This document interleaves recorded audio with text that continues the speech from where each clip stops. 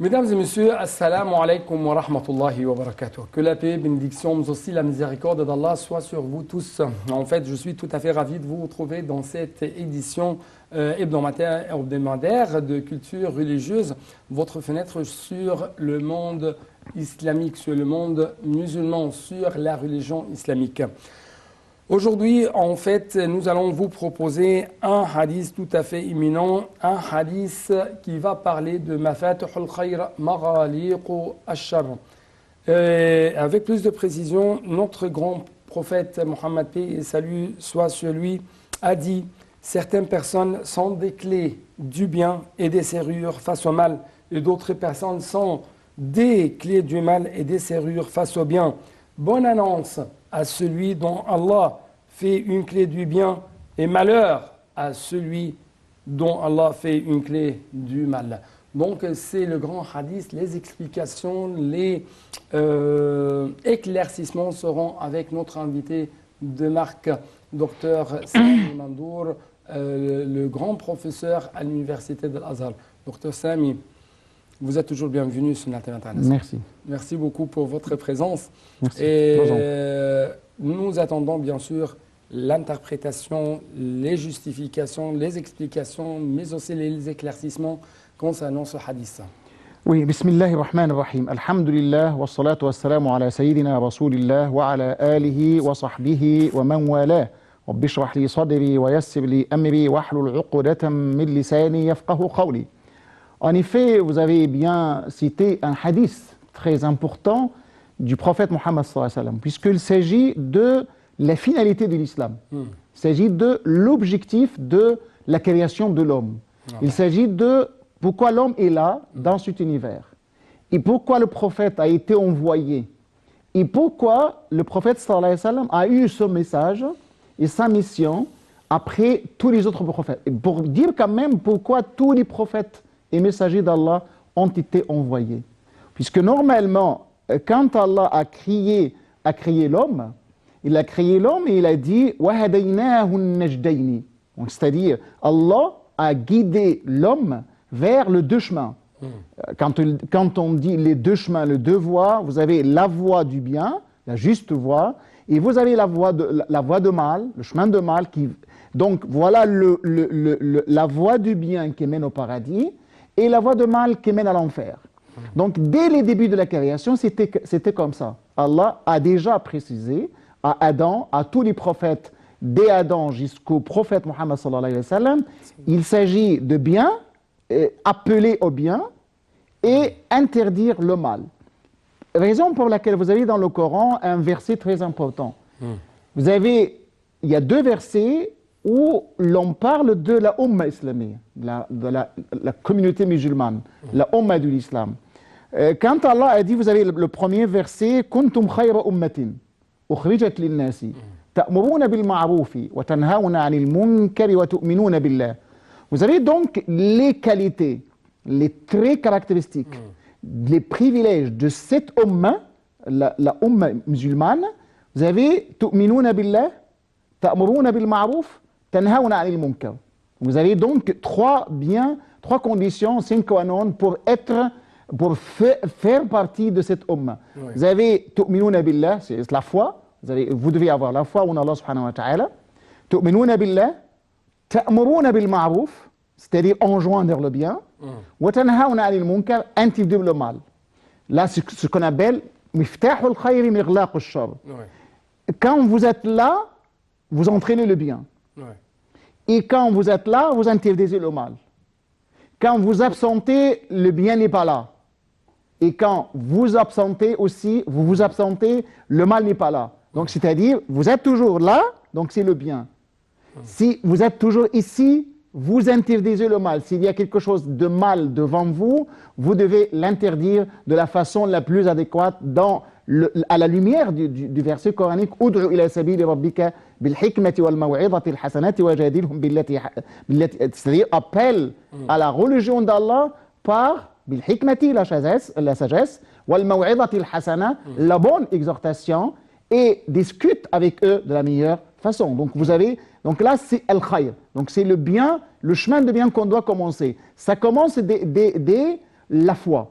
Ouais. Vous devez avoir la foi pour mener tout ce qui est, pour faire tout ce qui est bien et tout ce qui est utile dans notre société. Oui. Et donc, La finalité de l'islam, c'est l'appel au bien et c'est l'interdiction à tout du appel tout mal. Au mal. Oui. Et deuxièmement, il y a toujours une récompense consacrée à ceux qui appellent au bien et un châtiment consacré à ceux qui appellent Appel et fait, les deux à la ouais, fois. appel et fait. Nous allons bien sûr savoir un peu plus d'explications, notamment comment nous pouvons être mafatuhu al-khayr, parmi ou comment nous pouvons être la clé du bien et les serrures du mal. C'est ce qu'on va savoir, mais justement après ce petit reportage.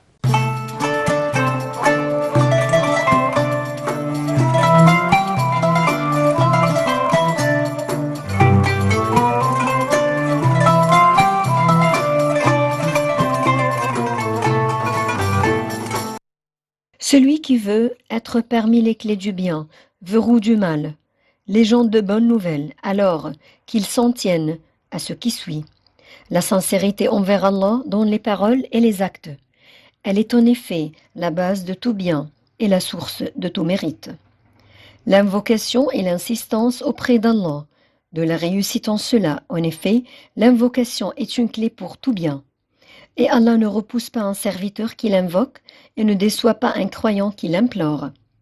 Désirez ardemment la quête de la science et son acquisition, car la science invite aux vertus et aux actions nobles, et on y rempart contre les vices et les grands crimes. S'appliquer dans l'adoration d'Allah, notamment les obligations, et en particulier la prière, car elle préserve de la turpitude et du blâmable.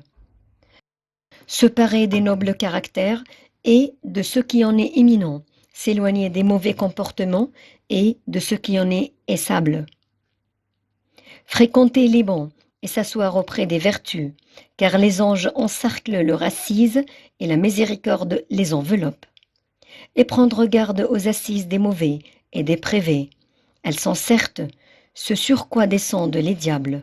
Conseiller les gens lors de leur compagnie et de leur fréquentation en les occupant dans le bien et en les détournant du mal. Se rappeler le retour et la station debout devant le Seigneur de l'univers, alors le bienfaisant sera rétribué pour sa bienfaisance et le malfaisant pour sa malfaisance. Et le pilier de tout cela est l'ambition du serviteur dans le bien et dans l'intérêt des gens, à partir du moment où l'ambition est présente, que l'intention est résolue, que la détermination est certaine, qu'il aura demandé l'aide d'Allah en cela et aura accompli les choses conformément, il sera alors, par la permission d'Allah, parmi les clés du bien, verrou du mal.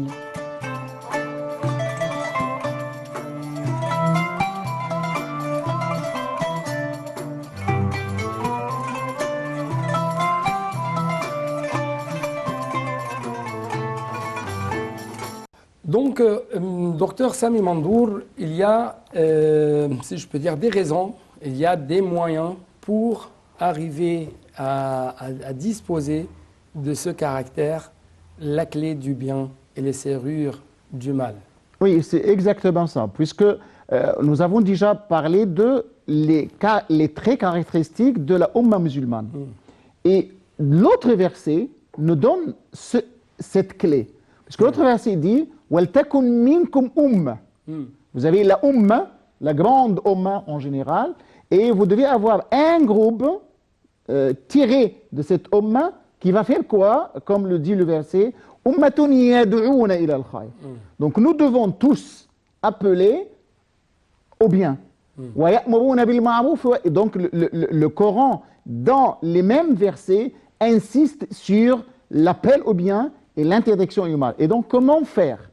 Comment essayons de, comme le hadith du prophète le dit, « Inna minan nasi nasan ». Parmi les hommes, il y a des gens. Mafatihu lil khayri, maghaliqu lil sharri, qui sont des clés pour le bien et qui appellent au bien et qui ferment la voie à tout ce qui est mauvais, au mal, si je peux dire. Il y en a d'autres aussi qui sont tout à fait le contraire. Ouais. Et qui sont mafatihul lish-sharri, il appelle toujours au mal, maghaliqu lil-khayri, c'est-à-dire il n'appelle pas au bien. Donc c'est tout à fait le contraire. Vous avez deux catégories de gens. Catégorie qui appelle toujours au bien. Quand tu vois quelqu'un, ça te rappelle Allah, ça te rappelle le bien, ça te rappelle tout ce qui est utile à la société. Mais vous avez quelqu'un d'autre qui est criminel, qui est toujours mauvais et qui est méchant. Et quand tu le vois, tu te rappelles toujours de tout ce qui est mauvais. Et donc là, qu'est-ce que le prophète le dit? Mafatih. Donc il y a les deux. Et donc, comme vous l'avez déjà dit, il y a au bout du chemin, qu'est-ce que nous allons trouver? Les gens de bien, qu'est-ce qu'ils ont? La récompense. La récompense. Et les gens de mal, qu'est-ce qu'Allah leur a réservé dans le jour du jugement dernier? Ouais. Donc le prophète a dit, Fatouba. Ouais. Touba, c'est plutôt le paradis. Ouais. Une catégorie, un type de paradis. Fatouba liman kana miftahan lil khayri mighlaqan lish shar. Donc paradis. Donc ça sera au paradis. Ça sera au paradis. Appellent, au chemin du bien, ou ceux Oui, ceux qui appellent à exactement tout ça. bien. Wa waylun liman kana miftahan lish sharri mighlaqan lil khayri. Waylun, c'est une valide en enfer. Donc là, le symbole Touba, Touba c'est le symbole du paradis. Waylun, c'est le symbole de l'enfer. Donc, au bout du chemin, de votre chemin, c'est à vous de choisir. Est-ce que vous allez choisir le chemin de bien? Donc, dans ce cas-là, vous irez directement au paradis. Et si vous avez bien choisi le choix de mal, vous devez certainement aller à l'enfer. Ouais. Et donc là, c'est la première chose que le musulman doit mettre dans l'esprit, parce que la première chose, vous allez voir quelle sera la fin de votre travail, c'est-à-dire le résultat de votre travail, le fruit de votre travail. Est-ce que ça sera un bon fruit ou bien un mauvais, un fruit amer?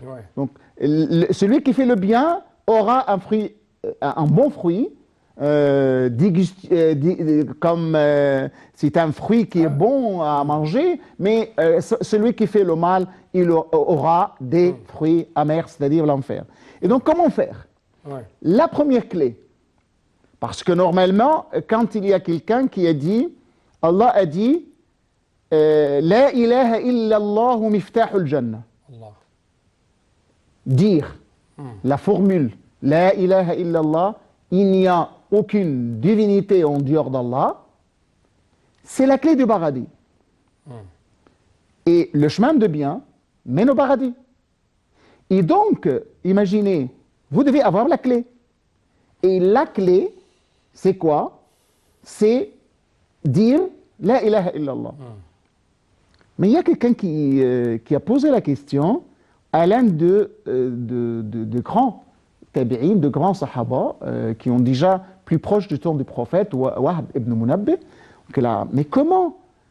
Est-ce que si on a dit La ilaha illallah, donc on doit entrer dans le paradis, comme le dit le hadith, il a dit oui, mais vous avez la clé.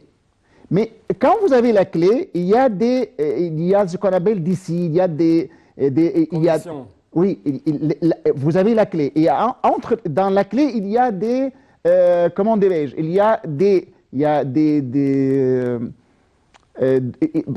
quand on a la clé n'est pas plate, mais il y a d'autres choses par lesquelles on doit ouvrir.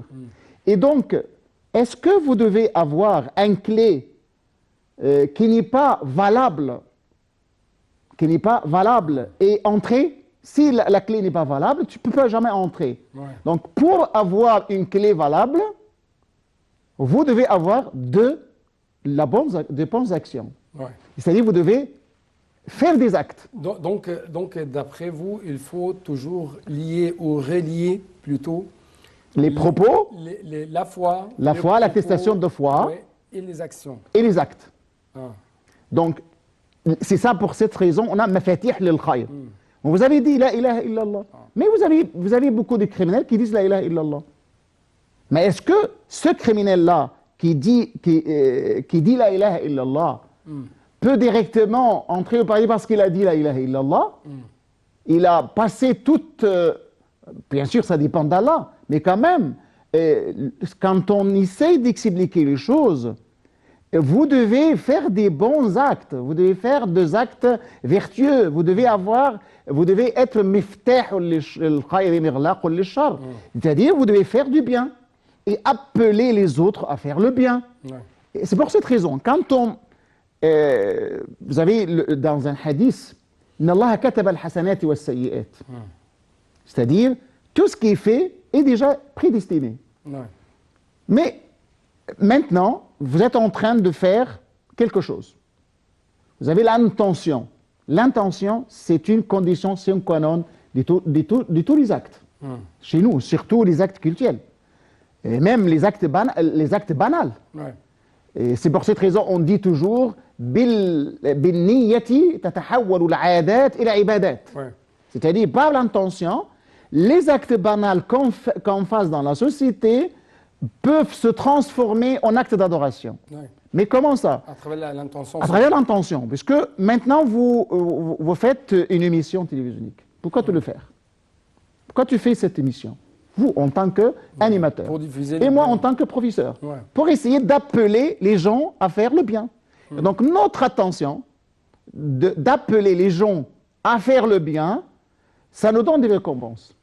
Sans cette intention, l'acte est invalide. Revenons au hadith du prophète. Inna Allah kataba al-hasanat wa sayyi'at. Et ensuite, il y a des gens qui font de bien. Il y a des gens qui font de mal. Il y a des gens qui s'apprêtent à faire le bien, mais ils ne le font pas. Mais il y a des gens qui s'apprêtent à faire le mal, mais ils ne le font pas. Oui. C'est ce qu'on va savoir avec plus de détails, mais justement après cette petite pause pour vous donner un peu d'espace pour prendre l'haleine. On souffle. On souffle. Et donc, vous êtes encore invité avec nos chers téléspectateurs à visiter cette mosquée monumentale qui se trouve dans notre capitale, le Caire.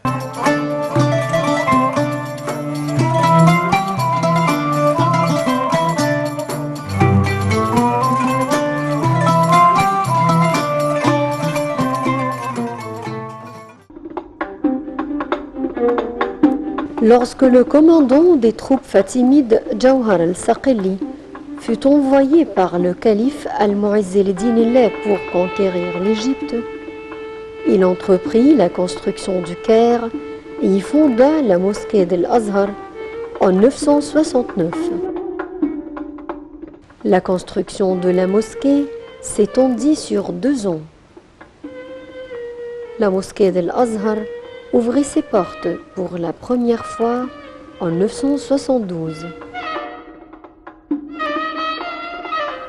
Depuis cette date, la mosquée d'Al-Azhar et son université deviennent parmi les plus célèbres dans le monde musulman.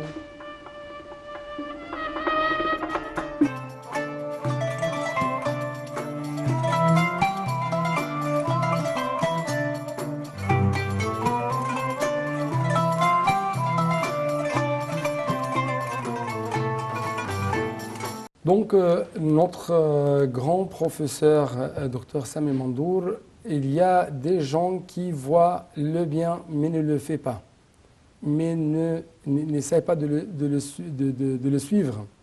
Et il y a des gens qui appellent également au mal et appellent à ne pas faire le bien.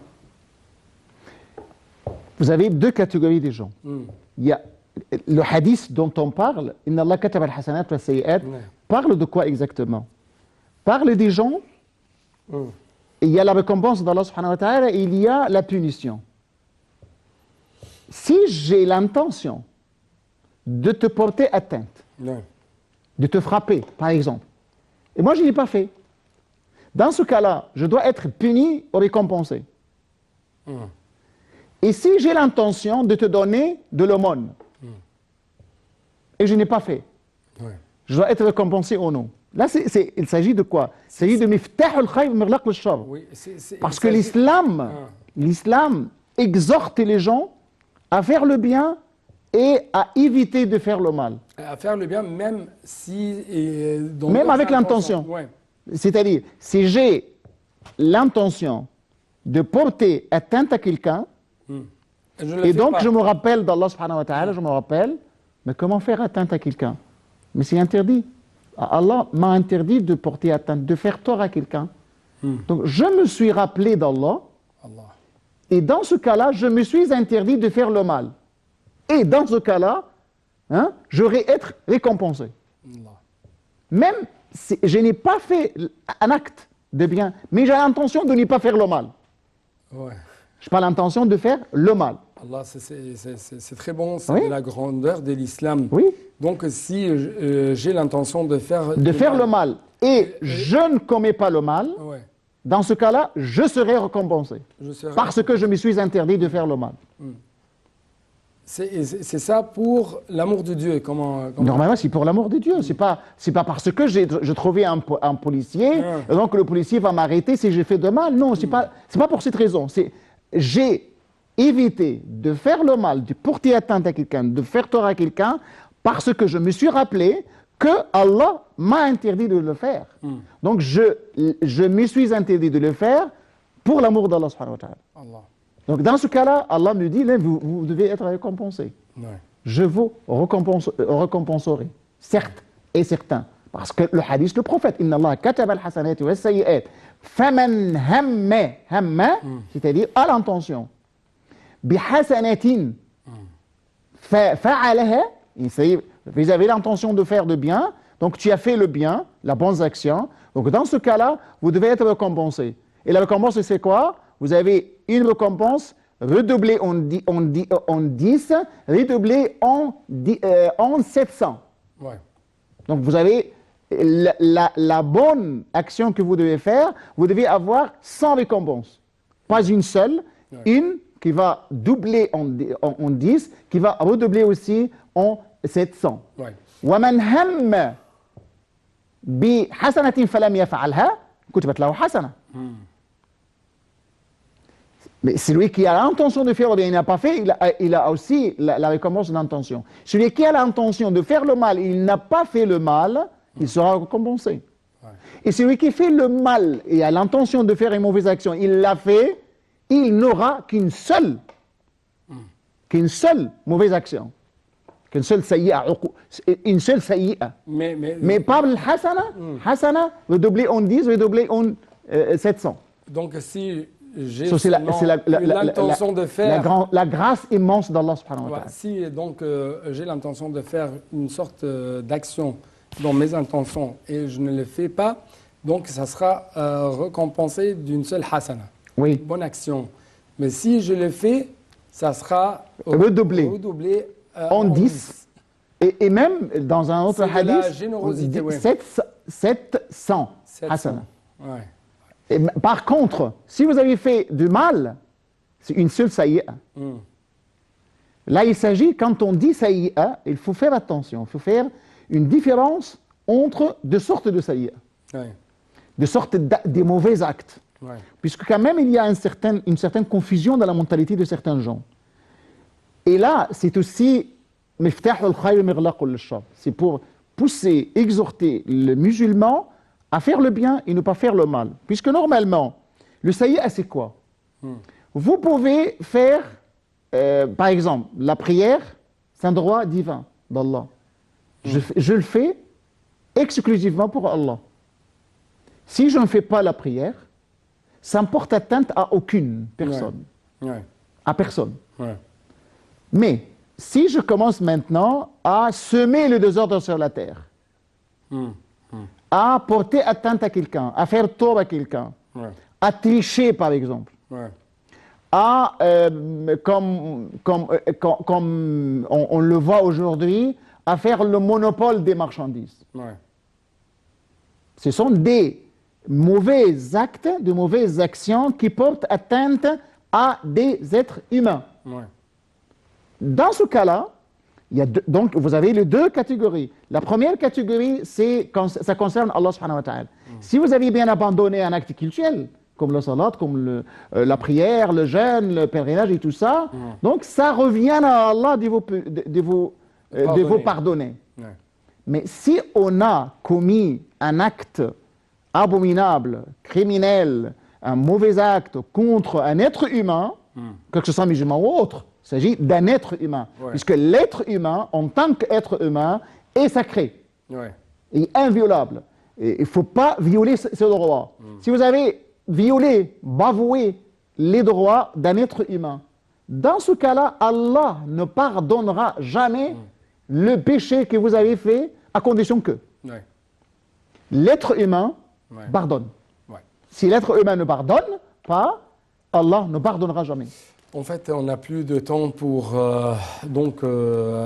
continuer un peu plus Ouais. l'explication de tels hadiths et d'autres hadiths. C'est pourquoi on va essayer de consacrer une autre édition pour parler un peu plus de ce sujet. Mais en tout cas, Inch'Allah. je dois vous remercier infiniment pour votre Je vous en explication. prie. Merci beaucoup. Je vous en prie. Et c'est pareillement pour vous, chers téléspectateurs. Merci. Assalamu alaikum wa rahmatullahi wa barakatuh. Wa alaykoum assalam wa rahmatullah.